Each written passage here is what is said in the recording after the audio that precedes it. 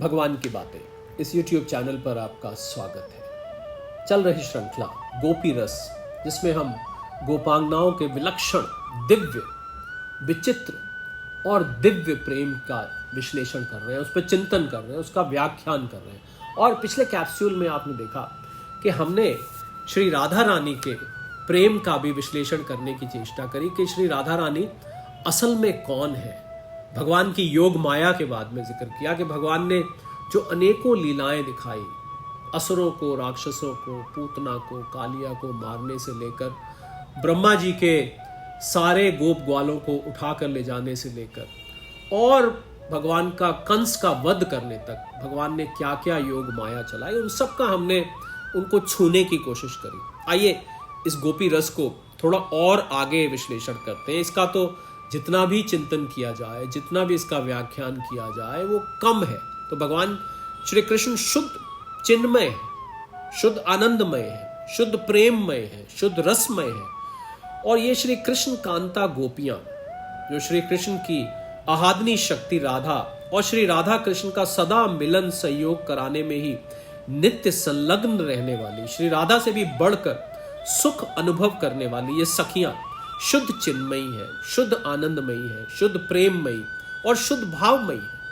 ये और इनके देह आदि हम लोगों की भांति असल में रस मासमय नहीं है, प्राप्त पंचित या कल्पित नहीं है, कर्मजन्य सुख दुख भोग निमित्त नहीं है। ये नित्य है।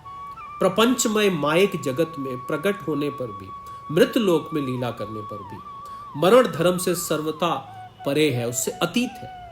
प्रेम से छलकते हुए दिव्य नेत्रों से ही इनकी दिव्य मूर्तियों के नित्य रास के दर्शन हो सकते हैं। हर किसी को ये रास का दर्शन, हर किसी को ये रास की समझ, हर किसी को इस रास का अनुभव कतई नहीं हो सकता। और स्वयं भगवान महादेव को भगवान श्री कृष्ण ने ये कहा कि ये श्री राधिका जी मेरी प्रिया हैं, इन्हें आप परम देवता समझिए। इनके चारों ओर और पीछे लाखों सखियां हैं। जैसे मैं नित्य विग्रह हूं, इसी प्रकार ये सब भी नित्य हैं। मेरे पिता, माता, सखा, गोप, गौ और मेरा वृंदावन सभी नित्य है और सभी सच्चिदानंद आनंद धन है। मेरा इस वृंदावन का नाम आनंद कन ही आप जानो। और रस उल्लास स्वतंत्र में भगवान शिव देवी पार्वती के रास संबंध में कुछ ऐसे बोला उन्होंने, कुछ ऐसा कहते हैं कि अर्थात जैसे शरीर के स्थूल, सूक्ष्म और कारण देह है, ऐसे ही एक भाव देह और होता है। ये देह भगवत कृपा से प्राप्त होता है और उन्हीं की कृपा से जन्म जन्मांतर में सहज मिल जाता है। और अक्सर ऐसा देह भगवान के मुक्त परिकरों या कारक पुरुषों का होता है। या हे महेश्वरी, ये भगवान शंकर माता पार्वती को कह रहे हैं, कभी कभी साधना के द्वारा भी इस देह की प्राप्ति हो सकती है। इस भाव देह न कर्मजन्य सगुण है न निर्गुण है, यह परमात्मा का देह है जो वृंदावन के सिवा और कहीं नहीं देखा जा सकता। श्री कृष्ण के साथ मिलकर गोपियां कृतार्थ हुई थी। उनका ये मिलन न काम जन्य था और न अकाम, ये भाव देह कृत था। शिव जी के इन वाक्यों से श्री कृष्ण और गोपियों के प्रेम की दिव्यता स्पष्ट हो जाती है। अब जिसके मन में संशय है तो भगवान महादेव स्वयं माता पार्वती को यह बात समझा रहे हैं। गोपियों का श्री कृष्ण के साथ रमण प्राकृत शरीर नहीं था। ये शरीर जो लोग इसको बहुत सीमित दृष्टि से देखते हैं, उनको ये ज्ञात ही नहीं कि वो शरीर ही ये वाला नहीं था, उसमें इंद्रियों का विषय जरा सा भी नहीं था। इसलिए इस दिव्य प्रेम लीला में दोष देखना, जो भी दोष देखेगा उसे महापाप लगेगा। ऐसा करना महापाप है। और एक बात ध्यान में रखने की है कि ऐसी लीला का नायक सिर्फ भगवान के अलावा और कोई हो भी नहीं सकता। गोपी भाव से भगवान की उपासना करने का अधिकार सभी वैराग और प्रेम संपन्न जीवों को है, दूसरे किसी को यह अधिकार ही नहीं है। गोपी भाव, गोपी रस ना तो केवल स्त्रियों के लिए है, ना स्त्री के जैसी पोशाक पहनकर स्त्री सजने की जरूरत है गोपियों को आदर्श मानकर उनके जैसा प्रेम भाव हृदय में उत्पन्न करने की। तो कोई जो लोग पुरुष गोपी भाव में आते हैं, हमने देखा है कि वो गोपियों जैसे, नारियों जैसे कपड़े पहन लेते हैं अपने अंदर भाव लेने के लिए, तो अगर असल में गहराई में जाके सोचें तो ऐसा करने की भी जरूरत नहीं है। हालांकि उनका सजना, उनका संवरना या कोई पुरुष नारी जैसी साड़ी पहन ले, कपड़े पहन ले, वो ठीक है उसका वो भाव उत्पन्न करने के लिए, परंतु बहुत गहराई में जाके सोचेंगे तो ऐसा करने की जरूरत भी नहीं है। ये उपासना भावना सिद्ध और वेश सिद्ध नहीं है। जिसमें ऐसा अपार्थिव निष्काम अनन्य प्रेम होगा वही गोपी भाव से उपासना कर सकेगा, परंतु उपास्य केवल परमात्मा ही होंगे, किसी और को उपास्य ना बना ले।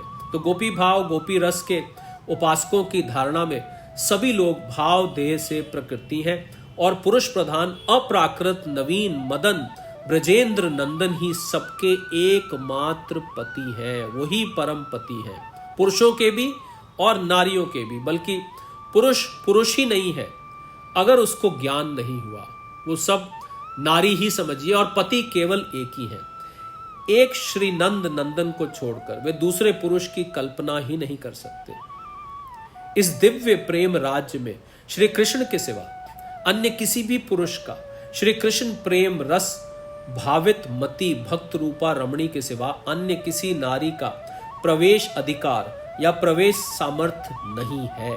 भगवान की आनंदमयी शक्ति के इस दिव्य प्रेम सदन में दूसरे साधारण नर नारियों का प्रवेश हमेशा निषिद्ध है, हमेशा मना है। इस महामंदिर में प्रवेश करने वाले को दरवाजे पर पहरा देने वाली सखी को प्रवेश पत्र दिखलाना पड़ता है। बिना वो सर्टिफिकेट, बिना वो पास, बिना उस एडमिशन कार्ड के वो अंदर नहीं आ सकते। और श्री कृष्ण प्रेम रस में डूबी हुई बुद्धि रूपी उस प्रवेश पत्री को वही प्राप्त कर सकता है जो अपना तन मन धन प्रियतम प्रभु को अर्पण करे, सर्वथा काम शून्य होकर, काम क्रोध लोभ आदि विकारों से रहित होकर, वैराग रूप परम सुंदर वस्त्रों को धारण कर। यहाँ वस्त्र ये वाले वस्त्र नहीं, वैराग रूपी परम सुंदर वस्त्र दैवी गुणों के अलंकारों से सुसज्जित होकर प्रेम की वेदी पर अपनी बलि चढ़ा देता।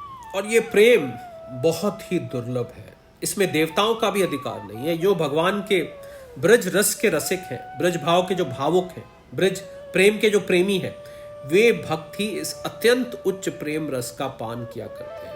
गोपी पदाश्रय करके गोपी भाव का अवलंबन करने से ही ये दुर्लभ काम गंधहीन विषया अभिलाषा शून्य दिव्य प्रेम और प्रेम स्वरूप प्रेम आधार श्याम सुंदर की प्राप्ति हो सकती है।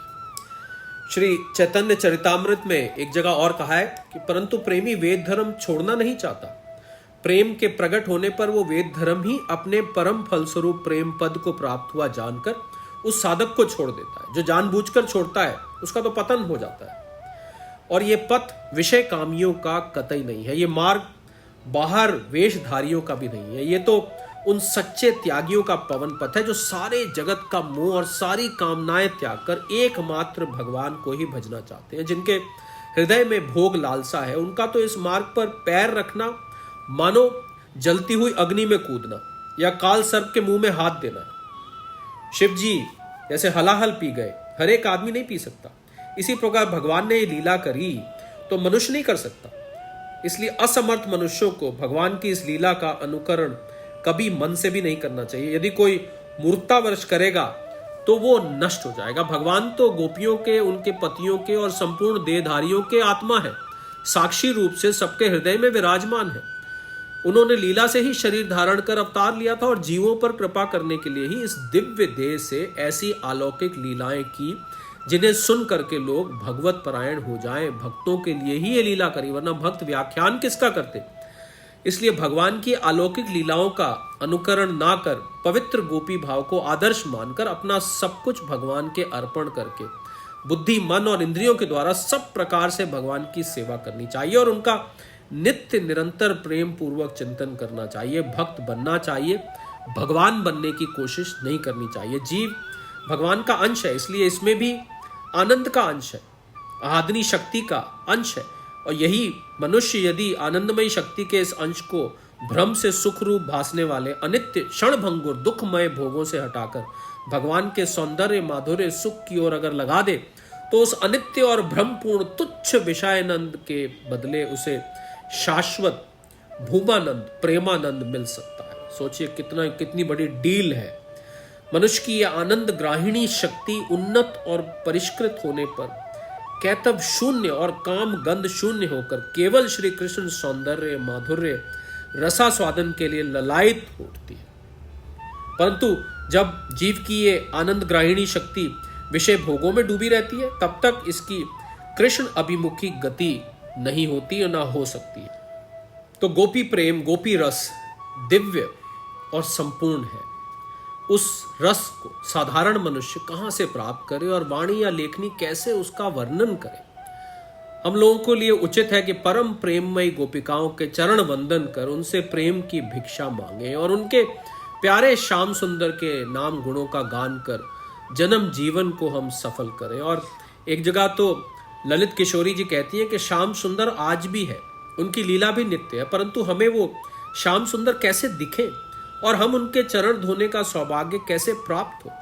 नित्य निरंतर निष्काम प्रेम भाव से उनका नाम लेना, उनके गुणों का कीर्तन करना, उनके प्रेमी भक्तों का संग करना, उनके अनुकूल कार्य करना, उनके आज्ञा अनुसार चलना, उनके प्रत्येक विधान से संतुष्ट रहना, जगत का मोह छोड़कर उनकी रूप माधुरी पर न्यौछावर होने की साधना करना, उनकी लीलाओं का मनन करना, प्राण खोलकर हृदय के अंतस्थल से उनके पाने के लिए रोना, यही सब उपाय नजर आते हैं। यदि हम चाहते हैं तो विषय आसक्ति छोड़कर इन उपायों का अवलंबन करना, करते करते हम भी भावों का विकास कर पाएंगे और श्री कृष्ण हमें सर्व स्वरूप में मिल जाएंगे।